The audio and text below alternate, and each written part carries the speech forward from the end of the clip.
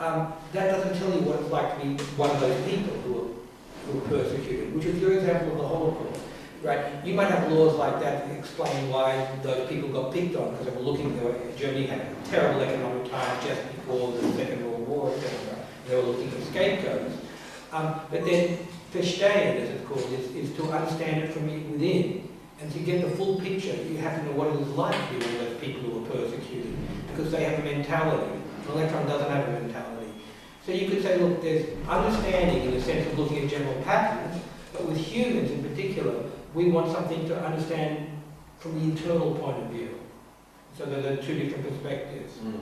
So you definitely want to look into this concept of verstehen, which is from Max Weber.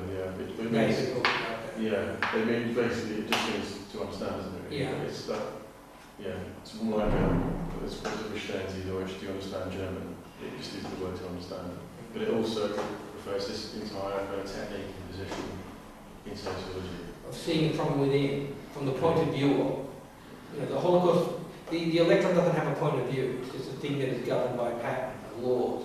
Whereas the Holocaust survivor, maybe laws govern his behaviour and the behaviour of those around him, but he also has a point of view, which is what you were getting. Yeah. So James, you've got really interesting. People with knowledge have an ethnic responsibility to share it. An ethical responsibility to share it. And what do you, so James, you've got some ideas already, what have you got, can you, how well do you recall what you've got to talk about? How over the years, throughout, from Greeks to Romans, that people have been sharing their knowledge. From scholars to philosophers, that people do new theories and find new knowledge, and instead of keeping it to themselves, they write a book that they teach sharing. And James, you were going to ask something about how you were going to make it into basically, do we have responsibility? So knowledge is something we can benefit other people, or we can just use it to benefit ourselves. And you're going to talk about, theories which say either we should help other people with our knowledge, or we should just take a position, like a kind of neoliberal, Thatcherist position, that it's just okay to kind of benefit myself, and that way society will kind of work out, turn out okay.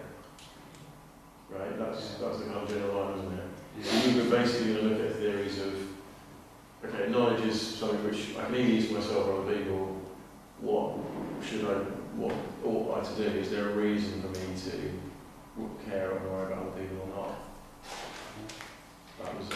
You might want to separate what we call moral reasons from prudential reasons. Okay? The prudential reason is a reason that is in my interest. There can be moral reasons, there can be epistemological reasons, and there are prudential reasons. Just to give you a case, with my basketball case before, the sportsman, here's a prudential reason to think he's a great player. It increases his performance. In fact, nearly all sportsmen notoriously overestimate their abilities, even the very good ones. But that's good. They need to do that, because if they think, I'm not that good, it's not going to help their performance. So that means a prudential, meaning it's prudent, meaning it's in their interest. Right? So that case is a case where your prudential reason conflicts with your evidential. Supposing you're a mediocre player on let's say Theo Walcott for Arsenal was a mediocre player. I don't know enough about football.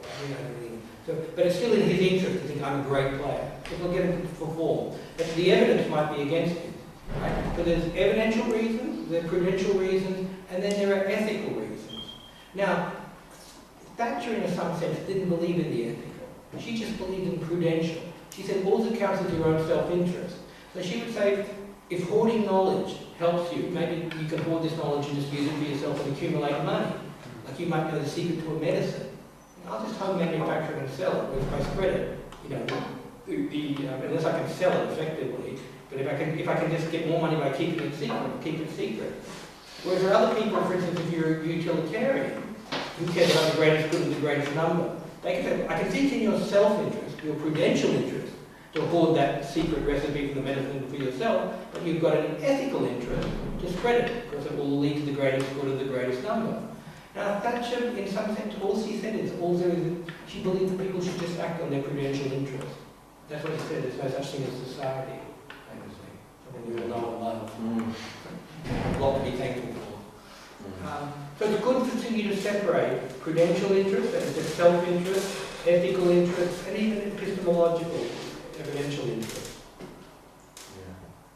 So that's definitely something we could like explore and use those terms would be really good. Well guys, I think you've all managed to get some which you can definitely like pursue and look into together, so that should be really helpful for you guys. Okay, yeah, I mean, thanks so much for coming out. It's been really, really great. I really appreciate it a lot.